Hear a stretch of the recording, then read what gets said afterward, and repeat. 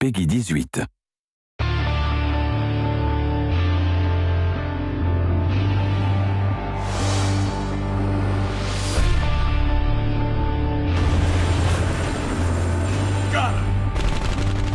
Spec Ops: The Line is a third-person military-themed shooter with a focus on a dark and mature narrative, which follows a squad of Delta Force operators into Dubai on a rescue mission.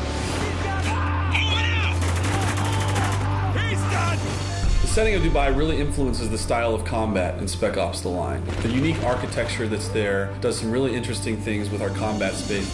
We draw a lot of inspiration of the way things were built there, like the scale is just really over the top. And as an art team, we use that to translate it into our game environment. So all the spacing is bigger, everything is a little bit more grand and spectacular. The city's been covered with millions of tons of sand. It really provides sort of a very new and fresh combat experience. One of the elements that's very interesting is the fact that you're quite often walking on what you perceive to be solid ground, but actually you may be walking on a dune that's covering a 30-story skyscraper. During combat, you have to constantly be thinking about where you're standing and where you're located, and you may even tumble through a skylight in a building into an entombed space that's been covered by sand. Throughout the game, the player encounters opportunities to leverage the power of the sand to help him basically to kill enemies or open new pathways. You basically see sand piled up behind a window, and you shoot the window, and sand comes pouring out. So there's a number of locations in the game where out of the narrative grew an opportunity for us to let the player make a choice. This is a test. Yes, it is. The civilian on the right stole water. A capital offense. The soldier on the left was sent to apprehend him, which he did, killing the man's family in the process. So these are not binary choose A to do the good thing or choose B to do the bad thing types of choices that are presented to the player. When you make a decision in the game, what we wanted to achieve is that you sit there and you really question your own moral and you question your own values. Wow. What happens in Dubai stays in Dubai.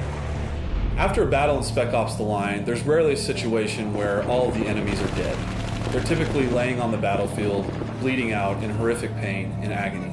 The player can choose to react to that in a number of ways, and one of the ways that he can do that is by utilizing executions and executing those enemies.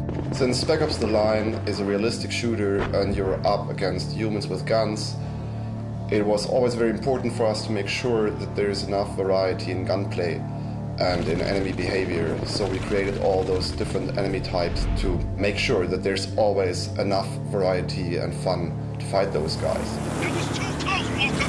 Take this guy out! Is that all of them?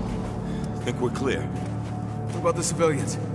33rd get away with any of them? Yeah, they did. The campaign in Spec Ops: The Line is heavily influenced by the people who are left there in Dubai after sandstorms have ravaged the region. This element of survival in a combat scenario permeates into the gameplay itself. Many of the conflicts in the campaign actually had to do with those survivors and these elements of them trying to provide for their families and protect them from the situation that they found themselves in. This element of civilians being found in the middle of combat scenarios adds a lot of tension to the combats in Spec Ops: The Line. The CIA doesn't start when it can't finish. Well, now's the time to prove it, because I'm not telling you shit. No! What the hell? What we wanted to achieve was that the player really not only makes his decisions as the character, but also as himself, as a person, as the human in front of the console. We hope that this invites players to think about what wartime scenarios are really like for the people that are trapped within their confines.